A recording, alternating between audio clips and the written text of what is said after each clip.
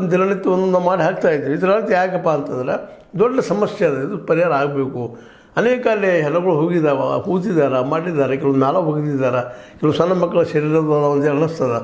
ಇವೆಲ್ಲ ಹೆಂಗೆ ಅದು, ಯಾಕೆ ಅದು, ಏನು ಕಾರಣ ಅದು ಅನ್ನೋದು ಸಹ ಇವತ್ತೆಲ್ಲ ಹೊರ ಬರಬೇಕಾಗಿದೆ. ಈ ದಿಶೆಯಲ್ಲೇ ವಿಶೇಷವಾಗಿ ಎರಡೂ ಗುಂಪಿನವ್ರು ಯಶಸ್ವಿ ಆಗಬಹುದು ಅನ್ನುವಂಥದ್ದು. ಯಾಕಂದರೆ 39/2025 ಏನು ಕೇಸ್ ಅದು ನಮ್ಮ ಚೆನ್ನೈದು, ಆ ಉಲ್ಟಾ ಹೊಡೆದ ಮೇಲೆ ಅದಷ್ಟು ಅವ್ರು ಮಾತಾಡಿದ್ದಾರೆ. ಉಲ್ಟಾ ಹೊಡೆಗಿದ್ದು ಪೂರ್ವದಲ್ಲಿ ಮಹಿಳೆಯ ಮಾತುಗಳ ಬಗ್ಗೆ ಎನ್ಕ್ವೈರಿ ಆಗಬೇಕು ಅನ್ನೋದು ಇವತ್ತು ಎಲ್ಲರ ಒಕ್ಕೋರಿನ ಅಭಿಪ್ರಾಯ.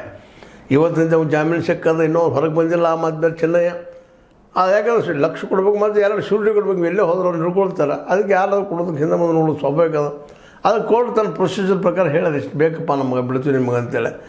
ಆಯಿತು, ನಾಳೆಯಿಂದಲೇ ಬರ್ಬೋದು, ಹೊರಗೆ ಏನೋ ಆಗ್ಬೋದು. ಈ ವ್ಯಕ್ತಿಗೆ ಕೆಲವೊಂದು ಬೈಂಡ್ಸು ಮಾಡಿದ್ದಾರೆ. ಎಲ್ಲೂ ಯಾರ ವಿರುದ್ಧ ಮಾತಾಡೋಂಗಿಲ್ಲ, ಎಲ್ಲಿ ಹೋಗುವಂಗಿಲ್ಲ, ಏನಪ್ಪ ಅದರಲ್ಲೂ ಮುಖ್ಯ ಧರ್ಮಸ್ಥಳದ ಬಗ್ಗೆ ಒಟ್ಟೆ ಮಾತಾಡೋಂಗಿಲ್ಲ.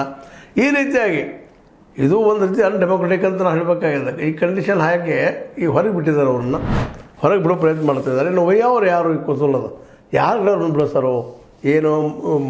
ನಮ್ಮ ಇವರು ಯಾರಪ್ಪ ಅಂತಂದ್ರೆ ಈ ವಿಠಲಗೌಡ ಜೊತೆಗೆ ನಮ್ಮ ತಿಮರೋಡಿ ಮತ್ತೊಂದು ಕಡೆ ಬಿಡ್ತಾರೋ, ಅಥವಾ ಮತ್ತು ಇವರು ಹತ್ತಿರ ಬಿಡ್ತಾರೋ, ಇದನ್ನು ಸ್ವಾಮೀಜಿಯವ್ರ ಕಡೆ ಬಿಡ್ತಾರೋ ಅನ್ನೋದು ಸಹಿತ ಅಷ್ಟೇ ಕುತೂಹಲಕಾರಿ.